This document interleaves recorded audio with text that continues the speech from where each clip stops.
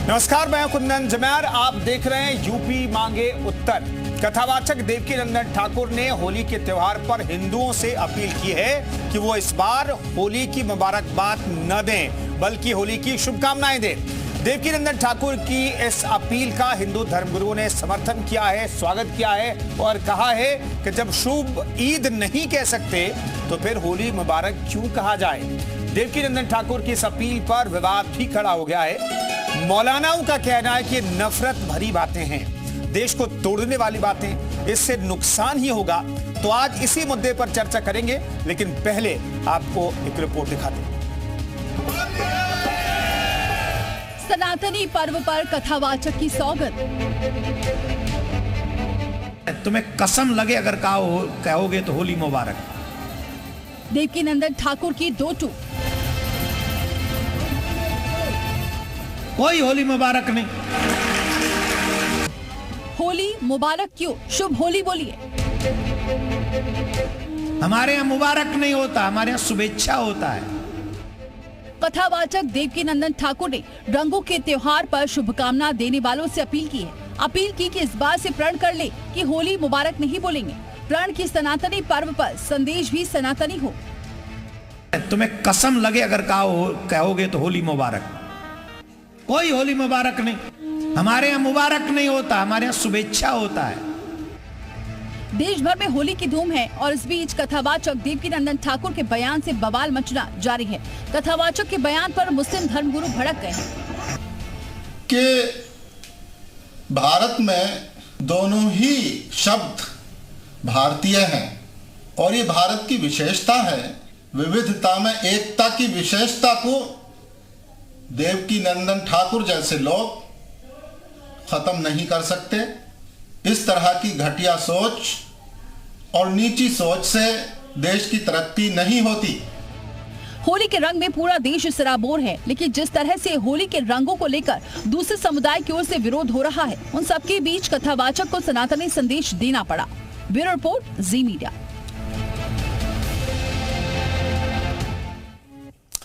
तो इस पर बातचीत करेंगे, तमाम मेहमान हमारे साथ जुड़ेंगे, लेकिन उससे पहले एक बड़ी खबर आपको बताते हैं। मौलाना शहाबुद्दीन के बयान से जुड़ी हुई बड़ी खबर है। उन्होंने कहा ये हिंदुस्तान सबका है। हालांकि कोई नई बात नहीं कह रही है, हिंदुस्तान सबका ही है। वो कह रहे हैं कि हिंदुस्तान सबका है, मुगलों से इतनी चिढ़ तो ताजमहल गिरा दो, ये कह रहे हैं। हालांकि ये भी कोई नई बात नहीं कह रहे हैं। कई बार ऐसे बयान लोग देते रहे कि भाई मुगलों से इतनी चिढ़ है तो मुगलों ने जिन ऐतिहासिक इमारतों को बनाया उन्हें तोड़ दिया जाना चाहिए। वही बात यहां पर मौलाना शहाबुद्दीन दोहरा रहे हैं। मस्जिदों को ढकना अफसोस की बात है, लेकिन मस्जिदों को ढकने को लेकर के दरअसल मुस्लिम समाज की तरफ से ही मांग होती है और मस्जिदों को बचाने के लिए मस्जिदों को ढका जाता है, क्योंकि रंग से नुकसान हो जाता है और रंग को किस तौर पर मुस्लिम समाज में देखा जाता है या दिखाया जाता है वो किसी से छुपा नहीं, और रंग से बचाने के लिए मस्जिदों को ढकने की मजबूरी हो जाती है। ये बहुत ही अफसोसनाक बात है कि ये जरूरत पेश आई, जबकि होना ये चाहिए कि दोनों समुदाय के लोग, हिंदू और मुसलमानों के दिल जुड़े हुए हों, मिले हुए हों। 20 साल पीछे चले जाइए, ऐसा कभी कुछ नहीं होता था। न कोई चीज ढकी जाती थी और न ही इस तरह के मामलात, वाकयात, हादसात होते थे जिस तरीके से आज ये हो रहे हैं। ये तो मौलाना साहब को सोचना चाहिए, 20 साल पहले के हालात थे और 20 साल के दौरान, 20 साल, जी हाँ 20 साल के दौरान क्या हालात बदल गए और क्यों हालात बदल गए। फिलहाल देवकीनंदन ठाकुर ने जो बयान दिया है उससे जुड़े हुए कुछ सवाल हैं, वो हम आपके सामने रखना चाहते हैं, फिर चर्चा की शुरुआत करेंगे। होली मुबारक नहीं, शुभ होली कहिए। दरअसल देवकीनंदन ठाकुर ने कहा है होली मुबारक का बहिष्कार, शुभ होली स्वीकार है। क्या होली का त्योहार मुबारक पर ऐतराज? मुबारक शब्द पर दरअसल हिंदू धर्मगुरुओं को ऐतराज है। सनातनी पर्व पर संस्कृति विरासत की बात हो रही है। तो ये तमाम वो सवाल है जिन पर आज हम चर्चा करेंगे। मस्जिदों पर तिरपाल, मौलाना क्यों काटे बवाल? मस्जिदों पर तिरपाल लगाया गया है और मस्जिदों को बचाने के लिए तिरपाल लगाया गया है, और ऐसा नहीं है कि पहली दफा मस्जिदों को तिरपाल से ढका गया है होली के रंगों से बचाने के लिए। तो फिर इस तरह का बयान अब क्यों दिया जा रहा है? हमारे साथ तमाम मेहमान मौजूद हैं। विनोद बंसल साहब प्रवक्ता वीएचपी के मौजूद हैं। यतीमा चेतनानंद सरस्वती हिंदू धर्मगुरु हमारे साथ मौजूद हैं। शहाबुद्दीन बरेलवी हमारे साथ मौलाना मौजूद हैं। कौसर हसन मजीदी हमारे साथ अध्यक्ष सूफी खानका एसोसिएशन के मौजूद हैं। और प्रेमानंद पुरी महाराज जी हमारे साथ मौजूद हैं, महामंडलेश्वर। बहुत बहुत स्वागत है तमाम मेहमानों का। पहला सवाल प्रेमानंदपुरी महाराज जी, हमने देखा कुंभ में एक शब्द से आप लोगों को आपत्ति थी शाही स्नान से, जिसे बदल करके अमृत स्नान कर दिया गया। क्या इसी तौर पर हम देखें इसे भी कि भाई होली मुबारकबाद मत कहिए, शुभ होली कहिए, होली की शुभेच्छा कहिए, होली की शुभकामनाएं कहिए? देखिए, भारतवर्ष की जो प्राचीन परंपरा है उसको कुछ समय के लिए आक्रांताओं ने मलिन कर दिया था और अब इसका शुद्धिकरण चालू हो गया है। और शुद्धिकरण के लिए ही हमने सबसे पहले अमृत स्नान किया, क्योंकि हमारे यहाँ शाही शब्द कुछ है ही नहीं। ठीक है, हमारे यहाँ हर तत्व में से जो कल्याण का शब्द है वो है अमृत। तो अमृत किया कहा, तो ये जो परंपरा चालू की है ये शब्दों को ठीक करने की, तो हर जगह शुद्धिकरण होता है। अब कुछ मलिनता आ गई थी बीच वर्षों में, 100-200 साल आक्रांता इस भारत, चूंकि भारत सोने की चिड़िया था इसलिए सब लोग लालायित होकर इसके ओर दौड़ पड़ रहे थे। तो अब ये शुद्धिकरण का काम चालू हो गया है और ये शुद्धिकरण के तहत ही ये जो जितने भी शब्द हटाए जा रहे हैं ये अरबी शब्द है मुबारक। अब इसका अरब के लोगों के लिए ठीक है, वो बोले वहां इस हिंदुस्तान में जहां सनातन परंपरा का देश है, वो एक हिंदू राष्ट्र है ये, तो यहाँ इन शब्दों का कोई मतलब नहीं है। और हमारे यहाँ शुभकामनाएं, शुभेच्छा, बधाई, ये सब हमारे यहाँ दी जाती है। तो हमारी जो परंपरा है उसको हम कायम कर रहे हैं, कुछ नया नहीं कर रहे हैं। जो हमारा पुराना था उसी को ही ठीक कर रहे हैं। ठीक है, यतिमा चेतन जी, आप क्या कहना चाहेंगे? क्या इन शब्दों से परहेज जो है इस तौर पर भी होना चाहिए कि भाई कसम दिला रहे हैं देवकीनंदन ठाकुर जी, कसम है नहीं, मत कहिए? देखिए ऐसा कुछ नहीं है, उन्होंने अपील की है। उसका कारण ये है कि हमारी जो शब्दावली है, जो हमारी सांस्कृतिक विरासत है, उसमें आप देखिए शुभ का अर्थ होता है मंगलमय, हो सकता है मुबारकबाद का भी यही अर्थ होता हो, लेकिन जब एक आत्मीयता, जब आप अपनी संस्कृति से किसी का संबोधन करते हैं तो उसमें एक आत्मीयता प्रतीत होती है, उसमें एक अपनापन महसूस होता है, उसमें आप एक दूसरे से कनेक्टिविटी आपको महसूस होती है। तो इसमें उन्होंने कुछ ऐसा नहीं कह दिया जो विवाद का विषय बनना चाहिए। उन्होंने अपने लोगों से कहा कि शुभ और मंगलमय होली अगर आप कहेंगे तो उसका आपकी, देखिए हम ये मानते हैं कि शब्द का शरीर पर प्रभाव पड़ता है, क्योंकि शब्द कभी नष्ट नहीं होते। ये विज्ञान है, विज्ञान इस बात को मानता है। तो विज्ञान के आधार पर अगर हम शुभ और मंगलमय शब्दों का प्रयोग करते हैं तो उसका ऑरा हमारे शरीर पर पड़ता है। हमारी वाणी जो हम बोलते हैं, कहते हैं ना, ऐसी वाणी बोलिए मन का आपा खोए, और उनको शीतल करे आपो शीतल होए। तो हमारी वाणी ऐसी होनी चाहिए जिससे कि हमारा जो संबोधन है वो आत्मीयता लिए हुए हो, उसमें प्रेम का भाव हो, उसमें दूसरे के प्रति आकर्षण हो, वो आकर्षित हो हमारी तरफ, हमसे बात करने के लिए लालायित हो, एक संवाद स्थापित हो। तो मुझे लगता है कि देवकीनंदन ठाकुर जी ने ये किसी को भी इसका बुरा नहीं मानना चाहिए, और जिस भी मंशा से ये बात कही गई है वो मंशा बहुत सात्विक है, उसका कोई भी गलत अर्थ। लेकिन यतिमा चेतन जी, इसके साथ में ये भी जोड़ देना चाहिए ना भाई, हैप्पी होली में मत कहिए, वो भी हमारी संस्कृति से नहीं है। उसके लिए कसम दिला देना चाहिए था। बिल्कुल, निश्चित रूप से हैप्पी होली कहने का कोई अर्थ नहीं बनता, कोई अर्थ नहीं बनता। हैप्पी का मतलब होता है आनंद, हैप्पी होली, और शुभ का मतलब होता है जो आपके लिए मंगलमय हो। तो मुझे लगता है कि दोनों ही शब्दों का परहेज करना चाहिए सनातनियों को शुभ होली कहनी चाहिए, मंगलमय होली कहनी चाहिए, और इसी तरीके से संबोधित करना चाहिए। विनोद बंसल साहब, आप क्या कहना चाहेंगे? क्या होली मुबारकबाद के साथ साथ हैप्पी होली पर भी पाबंदी लगा देनी चाहिए? देखिए, सबसे पहले तो मैं आपके सभी शुद्धि दर्शकों को होली की हार्दिक मंगल कामनाएं, शुभकामनाएं, और प्रभु से कामना करूंगा कि आपका जीवन का प्रत्येक क्षण रंगीला हो, रंगमय हो, और आप सुखमय और आनंद से जीवन जिए। ऐसा मेरी सभी जो भारत प्रेमी बंधुवरों से निवेदन है और प्रार्थना प्रभु से। दूसरा मैं कहना चाहता हूँ, देखिए, शब्दों के जंजाल में फंसने के बजाय हमें एक बात बड़ी मोटी मोटी समझ लेनी चाहिए। अभी हम एक हिंदी जो न्यूज चैनल है उस पर बैठे हैं, अगर हिंदी न्यूज चैनल पर हम उर्दू की बात करेंगे या अंग्रेजी में बात करेंगे तो मुझे लगता है कि उसके साथ भाषा के साथ न्याय नहीं होगा और जो दर्शकों के साथ भी न्याय नहीं होगा। मैं सभी अपने पैनलिस्टों के साथ साथ अपने जो एंकर हैं उनको भी कहता हूं बार बार कि भाई आप भी जो है ना यथासंभव अपने जो उर्दू की जो घुसपैठ है उसको इस देश से बाहर निकालें संबोधन में। जब आप उर्दू बोल रहे हैं तो निस्संदेह आप उर्दू ही बोलें, फिर आप हिंदी की घुसपैठ न करें उसमें।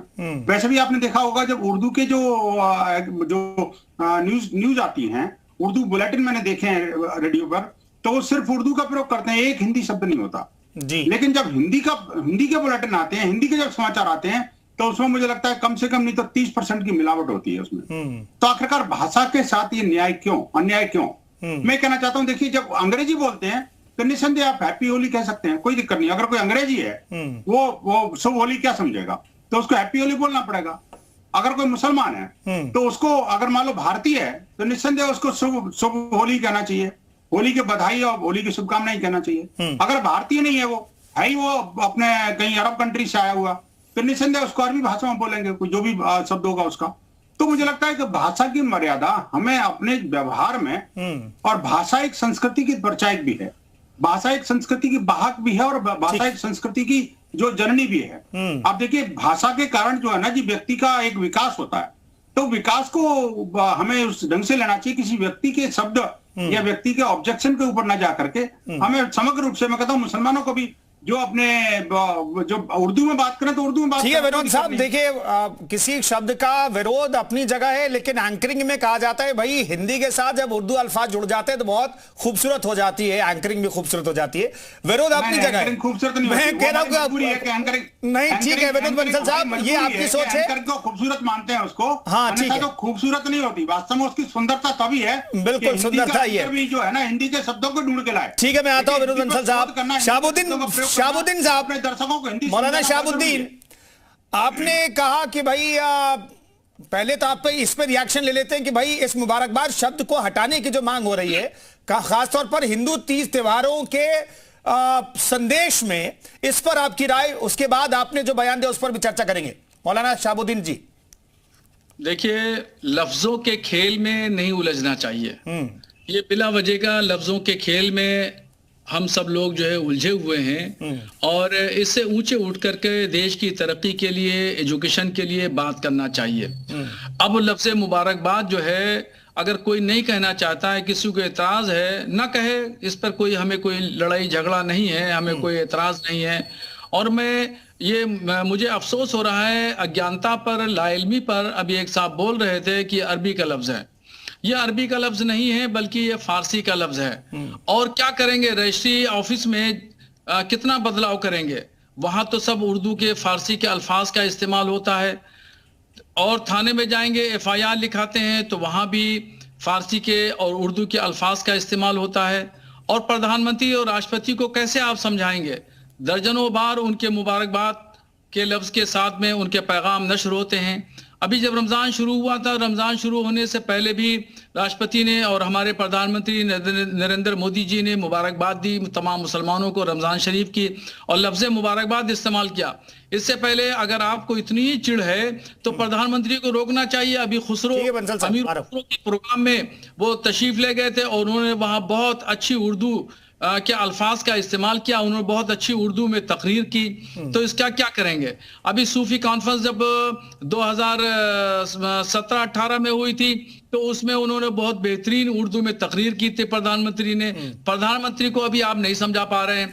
योगी मौलाना शाहबुद्दीन वो कह रहे हैं, भाई देखिए देवकीनंदन ठाकुर जी भी ये कह रहे हैं कि भाई उर्दू अल्फाजों का इस्तेमाल तो वो भी कर लेते हैं। उसके मौलाना साहब सुनिए ना, एक पढ़ करके संबोधित किया था मौलाना साहब। दरअसल देवकीनंदन ठाकुर भी कह रहे हैं कि भाई मेरी जुबान से भी उर्दू शब्द निकल जाते हैं क्योंकि इतना मिक्स एंड मैच हो गया है कि अब उससे दूर करना मुश्किल है। लेकिन वो कह रहे हैं कि भाई तीज त्योहारों में जब आप किसी को संदेश देते हैं, अच्छा संदेश देते हैं, किसी को कहते हैं कि भाई शुभेच्छा हो ये खास त्योहार, तो इसलिए बचना चाहिए मुबारकबाद जैसे शब्दों से। तो इसमें वो ये नहीं कह रहे कि भाई उर्दू का आप निकाल दीजिए अपनी जुबान से। इस बात पर कि हिंदी संस्कृति हमारे हिंदुस्तान की भाषा है और उर्दू भी हमारे भारत की भाषा है। यही पली जन्मी बड़ी परवान चढ़ी उर्दू, और उर्दू जो आप शुभकामनाएं कहेंगे वो आपको स्वीकार करना चाहिए था, आपको चैनल पर आना ही नहीं चाहिए था, आपका विषय ही नहीं है ये। लोग जो है मुतवज्जे होते हैं। आपका विषय ही नहीं है, आपको चैनल पर ज्वाइन ही नहीं करना चाहिए था, क्योंकि ये आपका विषय नहीं है। ये हम धर्मगुरुओं ने निर्धारित किया है, समाज को सांस्कृतिक धरोहर की ओर, उन्हें प्राचीन भारत की ओर। प्राचीन आप कौन होते हैं ये कहने वाले?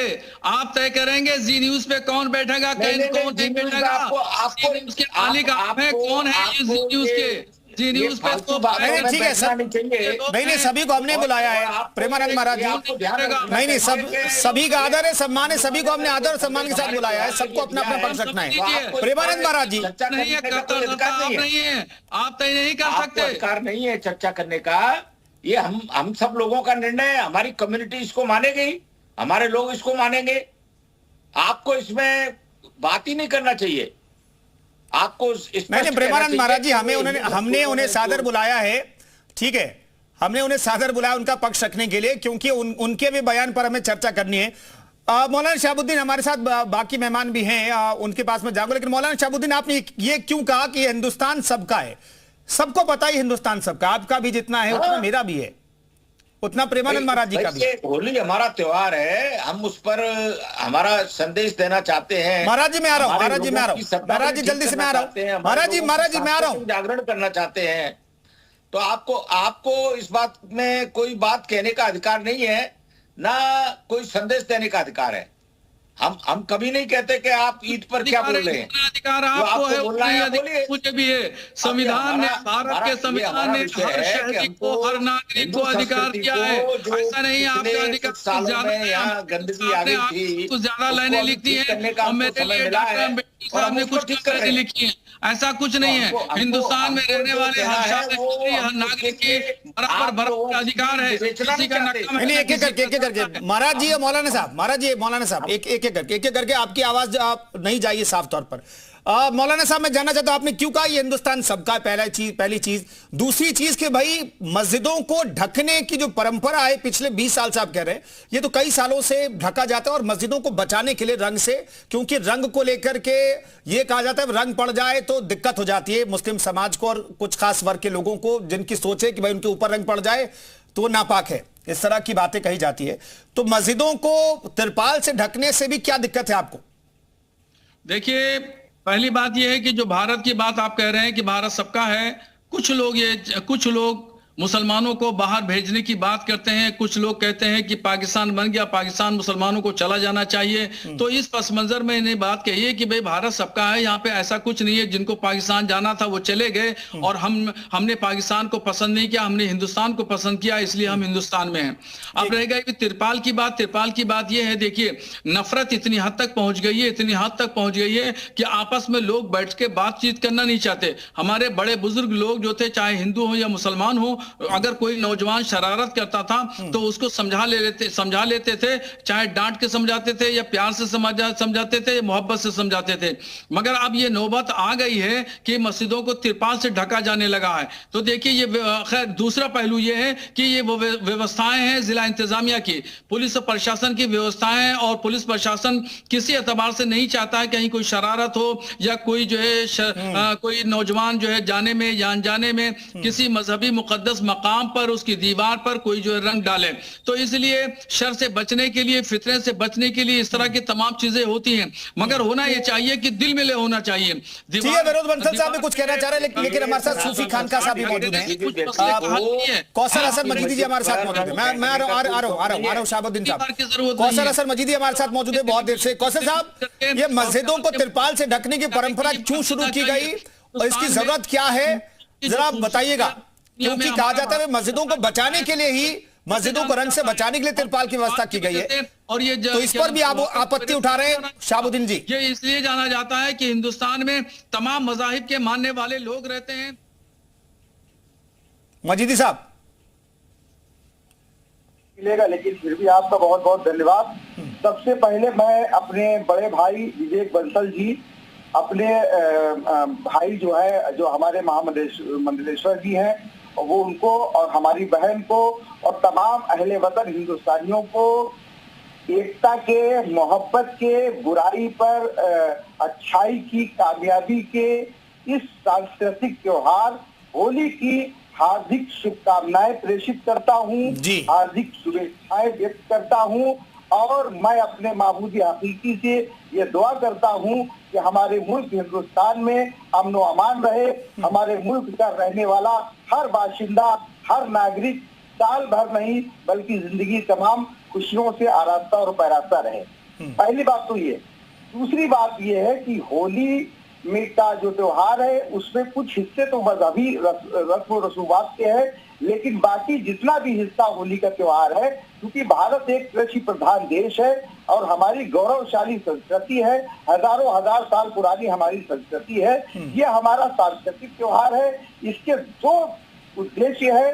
पहला उद्देश्य जब होलिका दहन होती है तो उसका उद्देश्य ये है कि बुराई पर अच्छाई की जीत है, और दूसरा उद्देश्य जब हम रंग लगाते हैं एक दूसरे के तो उसका मकसद यही होता है कि हम सारे भेदभाव, सारी तफरीक भुलाकर दोनों लोग जो हैं वो एक ही रंग में रंग गए। दूसरी बात जो पहला जो आपने सवाल किया था, मैं उसी सवाल पर आ रहा हूँ कि जिस तरीके से ये बातें हो रही हैं त्रिपालों से ढकने की या उसकी जो अभी हमारे देवकी नंदन महाराज जी ने जो ये मतलब अपना वक्तव्य दिया है, तो जाहिर सी बात है उन्होंने ये अपने समाज के लोगों के लिए कहा है। इंसाफ का तकाजा यही है कि बैलेंसिंग बात की जाए, सुलह के दोनों पहलुओं की बराबरी की बात की जाए। देखिए मुस्लिम समाज में भी तमाम बातों पर मुस्लिम धर्म गुरु अपनी बात कहते हैं, मुसलमानों को खिताब करते हुए फतवे देते हैं, तो उसका कोई हिंदू व्यक्ति बुरा नहीं करता क्योंकि उनके धर्म का आंतरिक मसला है। अगर देवकी नंदन जी ने अपने धर्म के लोगों से ये बात कही है तो इसमें कोई बुराई की बात नहीं, उन्होंने अपने धर्म के लोगों को संबोधित किया है। सही बात, जहाँ तक त्रिपालों से ढकने वाली बात है तो ये एक प्रशासनिक फैसला है। प्रशासन का ये काम ही होता है कि किसी भी तरीके से अमन, चैन और सुकून बना रहे। पिछले कई सालों से या पिछले 10 सालों से, 20 सालों से, 25 सालों से जिस तरीके से दिलों में दूरियां आ गई हैं, पहले तो हम लोग जो है होली दिवाली मिलकर के मनाते थे।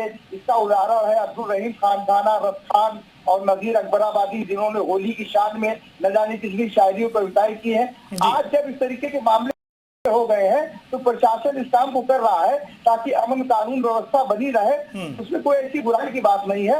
हम सब लोगों को मिल करके सारी बातों को बुला करके, दिल बढ़ा करके, मोहब्बत के साथ एक दूसरे को मुबारकबाद देते हुए बुराई की बात नहीं है। मस्जिदों को अगर ढका जा रहा है मस्जिदों की सुरक्षा के लिए तो इसमें कोई बुराई की बात नहीं है।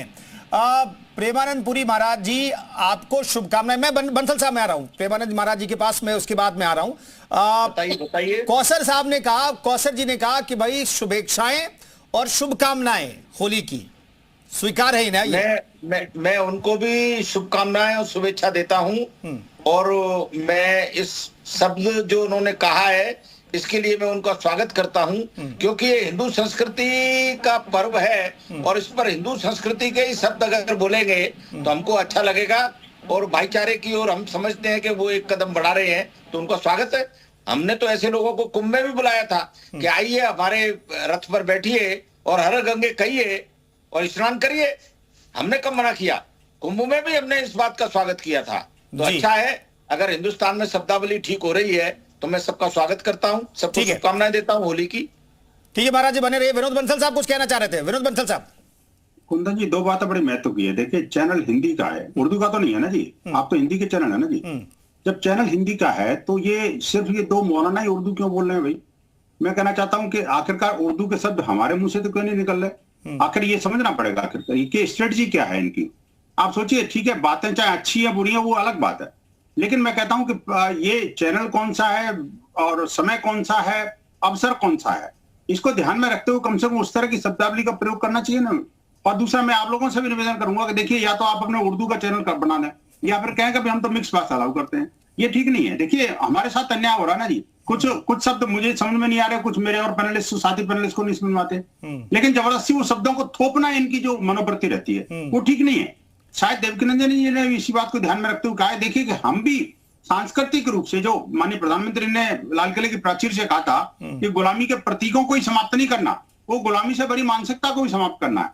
ये जो शब्दों का जंजाल है, जो बंसल साहब भाव समझ गए ना आप?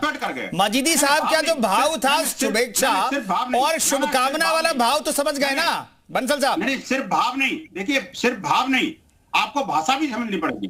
भाव का सीधा सीधा रिलेशन भाषा के साथ होता है भाई। आप ऐसे कैसे करें? आप कभी आपको कोई बात नहीं, मैंने 10 शब्द अगर उर्दू के प्रयोग कर लिए तो ठीक है, ये तो आप हिंदी के साथ अन्याय कर रहे हैं ना जी। आप हिंदी के पैनलिस्ट बैठे हैं, कृपया मैं निवेदन करूंगा कि अपने पैनलिस्टों को बोलें अधिकाधिक हिंदी में बोलें। मैं कहता हूं ठीक है, कुछ शब्द मेरे से भी खिसक जाते होंगे उर्दू के, वो मैं प्रयास कर रहा हूं, लेकिन हमें प्रयास करना चाहिए। लेकिन ये तो उल्टा है, ये तो उर्दू के अलावा कुछ हिंदी बोलते ही बहुत कम है। आप मुझे बताइए कि आखिरकार ये कैसे चलेगा? यही तो दूरी बंसल साहब, यही तो हिंदी की खूबसूरती और सनातन की खूबसूरती को सभी को स्वीकार कर लेते हैं। बंसल साहब, इसे भी तो समझना पड़ेगा ना कि हिंदी की खूबसूरती और सनातन की भी खूबसूरती है कि सभी को हम स्वीकार कर लेते हैं। देशत विदेशत शब्द भी हिंदी में कहे जाते हैं। ठीक है, इसमें नहीं बढ़ेंगे। मौलाना शहाबुद्दीन, बंसल साहब एक मिनट जल्दी मैं कह रहा हूँ 10 सेकंड बस। मैं कह रहा हूँ कि अगर आपने भाईचारा पालना है, आप कह रहे हैं हम भाईचारे के साथ रहते हैं, तो मस्जिदों को ढकने की क्या जरूरत है भाई? आप कह रहे हैं हम मुबारकबाद भी दे रहे हैं, यानी शुभकामना भी दे रहे हैं, शुभेच्छा व्यक्त कर रहे हैं मस्जिदों को। मस्जिदों के ढकने पर तो सवाल उठा रहे हैं शहाबुद्दीन। एक मिनट, मेरी बात को प्लीज पूरी होने दो। मैं कहता हूं कि अगर कोई गुलाल का एक कण मस्जिद में चला गया, अगर कोई रंग का एक छींटा मस्जिद में चला गया, तो क्या इस्लाम खतरे में आ जाएगा क्या? मैं पूछना चाहता हूं आखिरकार क्यों? जवाब दीजिएगा मौलाना शहाबुद्दीन। आपने जो सवाल उठाया उसी पर काउंटर सवाल है। विनोद बंसल साहब, मैं आपका ही सवाल ले रहा हूँ। विनोद बंसल साहब, आपका सवाल ले रहा हूँ मैं। मौलाना शहाबुद्दीन जी, आपने कहा तिरपालों से ढका क्यों जा रहा है? और मैंने कार्यक्रम सुनिए ना, पहले पूरा सवाल सुन लीजिएगा मौलाना शहाबुद्दीन, मेरा पूरा सवाल सुनिएगा। पहले तो 2 चीजें बता दीजिए भाई। एक तो लोगों को डर यह है कि भाई आपके ऊपर रंग पड़ जाए ना तो आप नापाक हो जाएंगे, मस्जिदों पर रंग पड़ जाए तो वो नापाक हो जाएगी। ये जो भाव है, ये जो फीलिंग है, इससे ऊपर उठने की जरूरत है। अब बोलिए मौलाना शहाबुद्दीन जी। देखिए, विनोद बंसल जी को सबसे पहले मेरा मशवरा है कि वो उर्दू पढ़ लें, और मैं उनको उर्दू पढ़ाने के लिए तैयार हूं, और पढ़ाने की कोई फीस नहीं लूंगा, फ्री में मैं भाई साहब, ये जब उर्दू पढ़ना होगा, तो मैं पढ़ लूंगा। आपके जैसे उर्दू के साथ जो है ना जी, भारतीयता को छोड़ने के लिए मैं नहीं आऊंगा आपके पास। हिंदी जो है वो माँ मैं कहता हूँ जब हिंदी के चैनल पर आप हिंदी बोलिए ना, हिंदी है। आप उर्दू के पीछे क्यों पड़े हुए हैं? उर्दू निकली है, उर्दू जो है हिंदुस्तान की भाषा है, वो कहीं वो ईरान। भैया मैं कहता हूँ भाषा है तो उर्दू के चैनल पर बोलिए ना, हिंदी के चैनल पर उर्दू क्यों थोप रहे हो जबरदस्ती? और वो भारत के ही लोग। आप मुझे बताइए, मस्जिद में अगर रंग का छींटा पड़ गया, गोरखपुर चले गए, तो कौन से ग्रंथ में लिखा हुआ है कि इस्लाम खतरे में पड़ जाएगा? उनका दीवार हिंदू शायरों का खेलना क्या इस्लाम में मौजूद है? जायज नहीं है क्या? जहां से चाहे बंसल साहब खरीद सकते हैं। अगर वो खरीद ना सके तो मुझे एड्रेस बता दे, मैं उनको कुरियर कर दूंगा। पूरी बात नहीं कराएंगे, देखिए इधर की बातें कराएंगे, कुरियर कर दूंगा। इनको बोलिएगा सब्जेक्ट क्या है। मैं दीवार कहता हूं कि क्या मौलाना शहाबुद्दीन क्या कोई ठीक है। अब थोड़ा भाषा पर हमने चर्चा कर ली, भाषा पे चर्चा कर ली है। भाषा से ऊपर उठ करके जो महत्वपूर्ण मुद्दा है जिसका बंसल साहब ने जिक्र करे और जिस पर आपने भी बयान दिया मौलाना शहाबुद्दीन कि भाई तिरपाल से ढकने की क्या जरूरत है, तो आप मस्जिदों के जो रखरखाव करने वाले लोग हैं, जब मुस्लिम जो लोग हैं, उन्हें कह दीजिए ना रंग पड़ने से कुछ नहीं फर्क पड़ने वाला है। बंसल साहब ये जानना चाह रहे हैं और जो तमाम मुस्लिम हमारा ये शो देख रहे हैं वो भी जानना चाहते हैं, क्योंकि वो भी अपने भाईचारे को निभाने के लिए होली का रंग खेलने जाएंगे बाहर, उन पर भी रंग पड़ जाएगा, तो उनके लिए स्पष्टीकरण जरूरी है। मौलाना शहाबुद्दीन, उससे क्या हो जाएगा? रंग पड़ गया तो क्या हो जाएगा? क्या इस्लाम खतरे में पड़ जाएगा?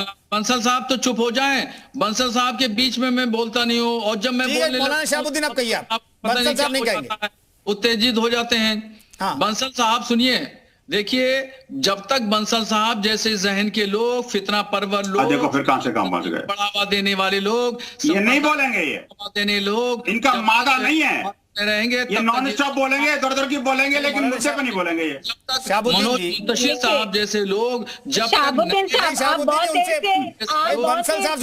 पैरवी कर रहे हैं, शहाबुद्दीन साहब आप बहुत देर से पैरवी कर रहे हैं लगातार इस्लाम की। मैं एक बात आपसे, जुबान पे लगाम लगाना चाहिए इन लोगों को। सबसे पहले अपने मस्जिद पर रंग लगने से क्या हो जाएगा?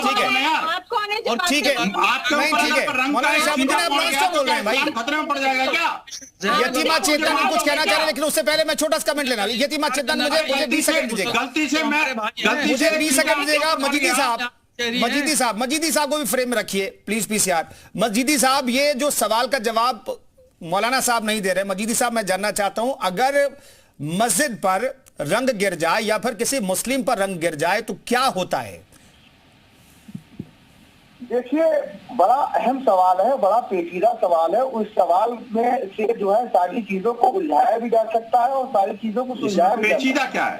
एक सवाल है कि मस्जिद की जो पुताई होती है, क्या वो पेंट से नहीं होती है, रंग से नहीं होती? वो तो मंदिरों की होती है, घरों की भी होती है। बिल्कुल, भावना की होती है, बात सिर्फ भावना की होती है। नहीं, वो पुताई तो मंदिरों की भी होती है, घरों की भी होती है। नहीं, बंसल साहब वही कह रहे हैं, मजीदी साहब वही कह रहे हैं, भाई रंग तो पड़ता है मस्जिदों पर, उसे दूसरे शक्ल में पुताई की जाती है, वही बात कह रहे हैं। मजीदी साहब अपनी बात खत्म कीजिए, बंसल साहब थोड़ा वक्त दीजिए। बोलिए। देखिए, ऐसा है ना कि ये सारी चीजें भावनाओं पर होती है कि बहुत सी चीजें, अगर हमारे अंदर सहिष्णुता है, हमारे अंदर टॉलरेंस है, अगर हमारे अंदर जज्बातों को काबू रखने की सलाहियत है, मतलब मुस्लिम समाज इंटॉलरेंट है, आप कहना चाह रहे हैं। आज हम जिस चीज पर बात कर रहे हैं, आज से सैकड़ों साल पहले तमाम ऐसे मुस्लिम शहर थे, नजीर खराबादी को आप नहीं, आपकी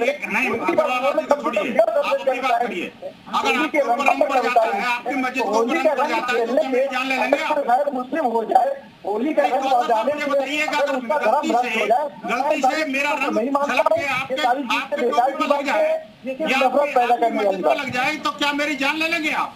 ये इस्लाम कहता है क्या? बताइए ना। नहीं, ये बात कहाँ से आ गई? ये बात कहाँ से आ गई? ये तो चर्चा का विषय ही नहीं है ना। क्यों डक रहे हो? बंसल जी, ये तो चर्चा का विषय ही नहीं है। क्यों नहीं निकल रहे? आप हमला क्यों करते हैं भाई? बताइए, पथराव क्यों होता है? दंगे क्यों होते हैं? बता दीजिए आप। अरे हुए हैं, पिछली बार दर्जन में हमले हुए हैं, नाम बताऊं क्या? कौसर मजीदी ने हमला किया था। बताता हूँ आपको, मैं नाम बताता कौसर मजीदी ने हमला किया था। अरे मुझे बताइए, मदनी साहब के लोगों ने किया। मैं बताता हूँ, देखिए अलीगढ़ में मुसलमानों में तमाम फिरके हैं, 72 फिरके हैं। अब मदनी साहब को कोई ठेकेदार है क्या? या मदनी साहब हमारे ठेकेदार है? यही तो मौलाना साहब आजाद बैठे हुए हैं, लिखा हुआ है होली का रंग खेलने से, ईद मुबारकबाद देने से इंसान काफिर हो जाता है। तो तमाम मुसलमानों में तमाम नहीं, मजीदी साहब और मौलाना शहाबुद्दीन सारे मुसलमानों को नाम नहीं कर सकते। घर में बुला के मारा था किसी एक, ठीक है, इस पूरे डिबेट में ठीक है। बंसल साहब थोड़ा धैर्य रखिए ना। यतीमा चेतनानंद भी कुछ कहना चाह रही है, उनके पास में जाऊंगा और फिर दोनों मजीदी साहब और मौलाना साहब के पास में जाऊंगा, क्योंकि वो जो कहेंगे उनका इंपैक्ट बहुत जरूरी है। यतीमा चेतनानंद जी कुछ कहना चाह रही थी आप, जल्दी से प्लीज। देखिए, मैं पहले शाहबुद्दीन साहब को बता देती हूँ कि उन्होंने प्रधानमंत्री जी को कहा कि वो उर्दू का प्रयोग करते हैं। दो बातों को आप मिसमैच कर रहे हैं। ठीक है। पहली बात जो है वो है जो देवकीनंदन ठाकुर जी ने अपने लोगों से, अपने अनुयायियों से अपील की है। उन्होंने किसी को नियम कायदे नहीं सिखाए, उन्होंने अपील की है कि इन शब्दों का प्रयोग किया जाना चाहिए। दूसरी बात यह है कि प्रधानमंत्री जी अगर उर्दू की किसी मुस्लिम कार्यक्रम में जा रहे हैं, आपने जितने कार्यक्रम शाहबुद्दीन साहब गिनाए सब मुस्लिम कार्यक्रम थे, अगर उनमें वो उर्दू का प्रयोग कर रहे हैं तो भी आपको ऐतराज है। आप कह रहे हैं उनको सिखाइए, तो शाहबुद्दीन साहब कहीं अपने को समझ लीजिए कि आप करना क्या चाहते हैं। ठीक है, उर्दू का प्रयोग हो तो भी आपत्ति। ठीक है यतीमा चेतन, वक्त थोड़ा कम है, छोटा सा कमेंट आखिरी में कमेंट में लेना चाहता हूँ, आखिरी कमेंट लेना चाहता हूँ मौलाना शहाबुद्दीन। यतीमा चेतन जी थोड़ा वक्त कम है, मौलाना शहाबुद्दीन एक आखिरी कमेंट मौलाना शहाबुद्दीन प्लीज, और सीधे मुद्दे पर आइएगा। मौलाना शहाबुद्दीन, मैं इतना जानना चाहता हूँ भाई, मुस्लिम जो है, मुस्लिम युवक जो है वो धर्म संकट में है कि भाई उनको लगता है कि भाई रंग पड़ जाएगा तो क्या हो जाएगा, इस्लाम खतरे में आ जाएगा, धर्म खतरे में आ जाएगा, क्या है मौलाना साहब? अगर किसी के ऊपर रंग पड़ जाए, मुस्लिम व्यक्ति के ऊपर, तो क्या होता है, जल्दी से बता दीजिए मौलाना साहब। अगर किसी के ऊपर रंग पड़ जाता है तो उसमें कोई हर्ज की बात नहीं है, वो रंग कोई नापाक नहीं हो गया, उससे जाकर के नमाज पढ़ी जा सकती है और उसको धो ले, उतना काफी है, उससे इसमें कोई बहुत ज्यादा कोई एतराज की बात नहीं है। चलिए, ये जो मुस्लिम समाज के लोगों के अंदर डर बैठाया जाता है, भाई नमाज पढ़ने जा रहे हैं और रंग पड़ जाए तो आपका धर्म खतरे में पड़ जाए और आप नमाज नहीं पढ़ सकते। मौलाना शहाबुद्दीन को सुनिए, आखिर में ये अच्छा संदेश मौलाना शहाबुद्दीन दे रहे हैं कि भाई आप नमाज पढ़ने भी जा रहे हैं और आपके ऊपर रंग पड़ जाए तो आप नमाज जाके पढ़ सकते हैं, कोई धर्म संकट में नहीं है, कोई इस्लाम संकट में नहीं। बहुत बहुत धन्यवाद तमाम मेहमानों का चर्चा में शरीक होने के लिए। तो आज इस खास पेशकश में इतना ही, रुकेंगे छोटे से ब्रेक के लिए। आप बने रहिए जी उत्तर प्रदेश उत्तराखंड के साथ।